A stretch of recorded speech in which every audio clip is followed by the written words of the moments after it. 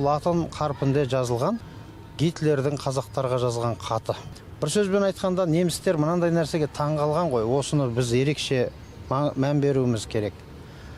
Қандай да болмасын, алғашқы шайқастарын бастаған кезде танкының астына да түсіп, өздерімен бірге танкыны жарып, дозотты кеуделерімен жауып. Енді дозот дегенді білесіздер, ішіне сырты брондалған, мынандай ұяшық сияқты ішіне кіреді, пулеметті құратта отырып алады, алдыға қаратпай, бастыртпай, жаңағы қадам бастырмайды болды. Алдыға жаяу әскерлер жүре алмайды, бір сөзбен айтқанда. Ана дозотқа оны көздеп атпаса, оны ішіндегі отырған адамды өлтіре алмайды, сондай. Сол себепті еңбектеп барып, сол дозотты кеуделермен жапқан қазақтар. Сонда жаңағы қалғандары арғарта ілгері жылжуға мүмкіндік алады, анау соны құшақты. Міне осындайға дейін ерліктерді көріп, самолеттерде де сондай жаудың несіне бағыттап, жаңағы әскери базаларына тағып, жанармай бекеттеріне дейтіндей, сондай менен ерлік көрсетіп, сондай алдыңғы шепте жүріп, сондай ерліктерді көрсете білген. Міне осыны таңғалып, кейін бұлар өлген солдаттардың, әскерлердің жаңа сұрын қараған кезде, бұлар орыс ұлтына ұқсамайды. Сонда немістер таң қалған, біз кімдермен соғысып жүрміз? Мыналар қандай ұлт? Бұлар қандай ұлт?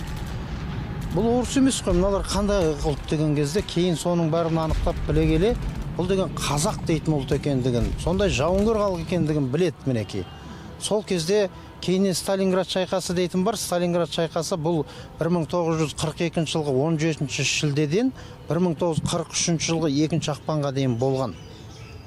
5 айдан астам уақыт.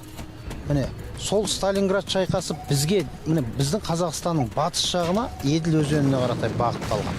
Міне осы кезде біздің бәрін зерттеп, бұлай келгеннен кейін барып, қазақтардың осындай жаугершілік екендігін біліп, мысалға қай жағынан алып қарасаңыздар да, міне 316 атқыштар жаңағы панфиловшылар дивизиясы да тура сондай алдыдағы неге түсіп тұр, шабуылға тойтарыс беріп тұр. Тағы да басқа сондай тойтарыс беріп тұрғандар көп. Ендігі жерде бер қарата кеп, осыны зерттей келіп, бізге мынандай үндеу жасайды. Гитлер. Енді мынау латынша жазылғандағысы, міне қазақтар деп, мен бұны аударып шықтым, осыны оқып берейін. Қазақтар көп жылдардан бері орыс большевиктері және жендеттер қол астында езілдіңіздер. Олар сіздерді ұрды, соқты, тұтқындады, мыңдаған кінәсіздерді Сібірге айдады. Сіздерді зорлықпен колхозға кіргізіп, еріксіз құл қылды.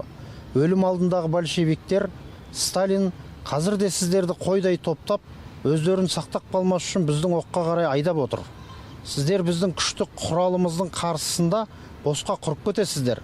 Өткен июль айында сіздер үйлеріңізде едіңіздер, ал қазір Сталиннің диктатурасы үшін сіздерді өлімге фронтқа айдап келді. Сіздерге өш алатын күн туды.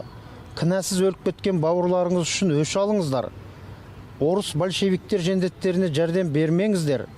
Герман елі сіздерге достық қолын созды. Герман әскерлері Еділдің бір қатар белгілі жерлеріне келіп жетті. Герман әскерлері сіздерге қарсы соғыспайды.